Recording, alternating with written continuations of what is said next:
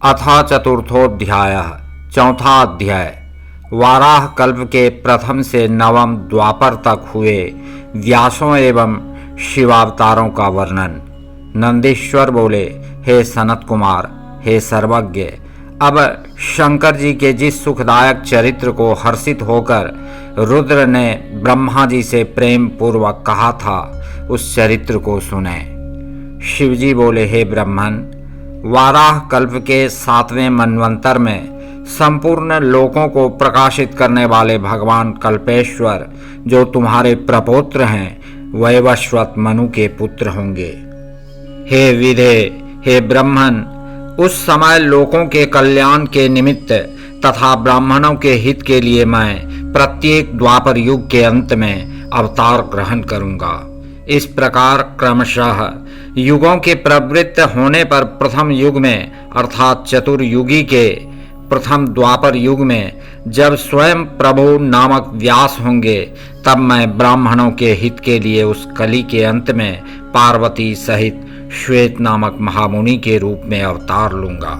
हे विधे, उस समय पर्वतों में श्रेष्ठ रमणीय हिमालय के छागल नामक शिखर पर शिखा से युक्त श्वेत शिख, श्वेताश्व और श्वेत लोहित नामक मेरे 4 शिष्य होंगे। वे चारों ध्यान योग के प्रभाव से मेरे लोक को जाएंगे। तब वहाँ मुझ अविनाशी को तत्वपूर्वक जानकर वे मेरे भक्त होंगे और जन्म मृत्यु जरा से रहित तथा परम ब्रह्म में समाधि लगाने वाले होंगे। हे पितामह, हे वत्स, ध्यान के बिना मनुष्य मुझे दान धर्मादि कर्म के हेतु भूत साधनों से देखने में असमर्थ हैं। दूसरे द्वापर में जब सत्य नामक प्रजापति व्यास होंगे, तब मैं कलयुग में सुतार नाम से अवतार ग्रहण करूंगा। उस युग में भी दुंदुभी, शतरूप, हृषिक तथा केतुमान नामक वेदज्ञ ब्राह्मण मेरे शिष्य होंगे। वे चारों ध्यान योग के प्रभाव से मेरे लोक को प्राप्त करेंगे और मुझ अव्यय को यथार्थ रूप से जानकर मुक्त हो जाएंगे। तीसरे द्वापर युग के अंत में जब भार्गव नामक व्यास होंगे, तब मैं दमन नाम से अवतार ग्रहण करूंगा। उस समय भी विशोक, विशेष, विपाप और पाप नाशन नामक मेरे 4 पुत्र होंगे। हे चतुरानन, उस कलियुग में मैं अपने शिष्यों के द्वारा व्यास की सहायता करूंगा तथा निवृत्ति मार्ग को दृढ़ करूंगा। चौथे द्वापर में जब अंगिरा व्यास रूप में प्रसिद्ध होंगे, तब मैं सुहोत्र नाम से अवतार ग्रहण करूंगा।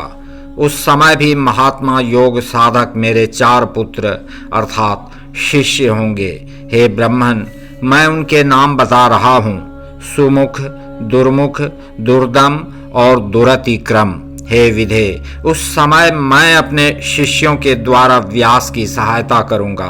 5वें द्वापर में सविता नामक व्यास कहे गए हैं। उस समय मैं महातपस्वी कंक नामक योगी के रूप में अवतार ग्रहण करूंगा।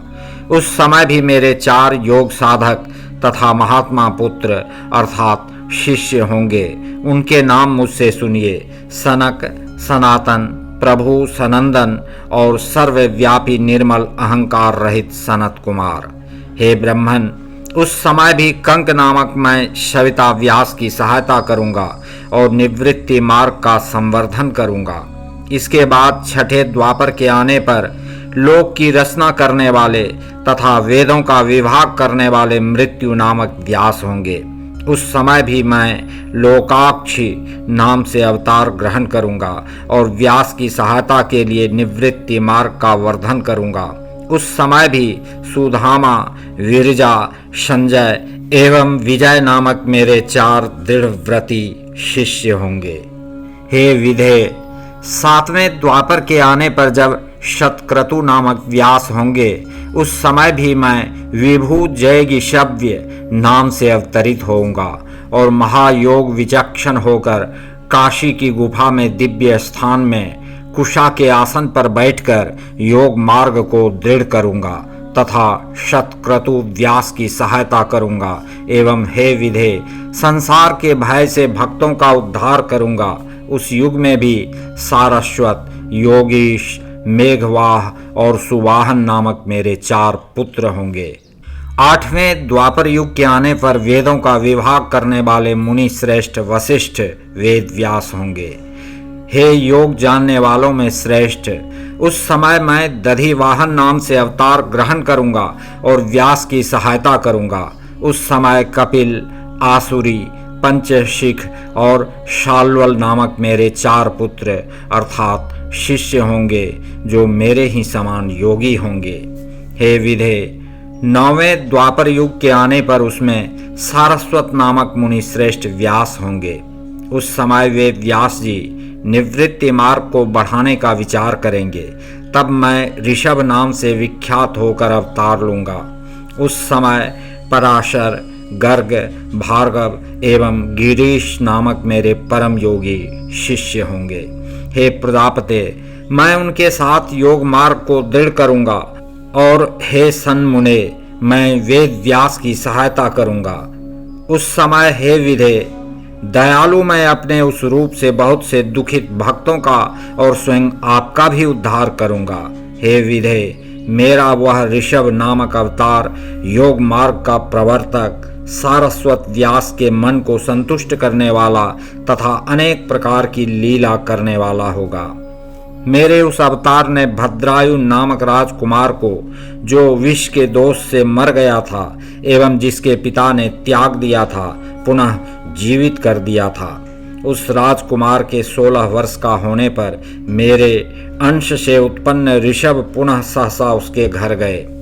हे प्रजापते, उस राजकुमार ने कृपानिधि तथा अति सुंदर उन ऋषभ जी का आदर पूर्वक पूजन किया और ऋषभ जी ने उसे उस समय राजयोग से युक्त धर्मोपदेश दिया।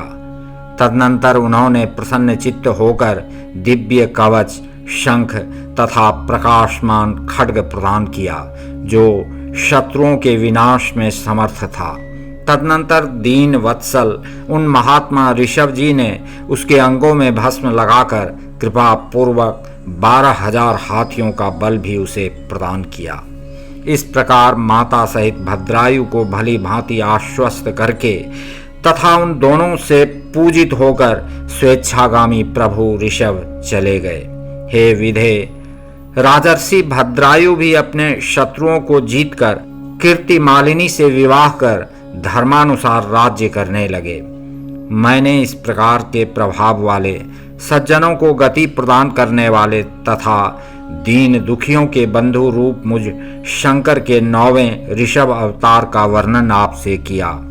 ऋषभ का चरित्र परम पवित्र, महान, स्वर्ग देने वाला, यश तथा कीर्ति देने वाला और आयु को बढ़ाने वाला है। इसे यत्न पूर्वक सुनना चाहिए।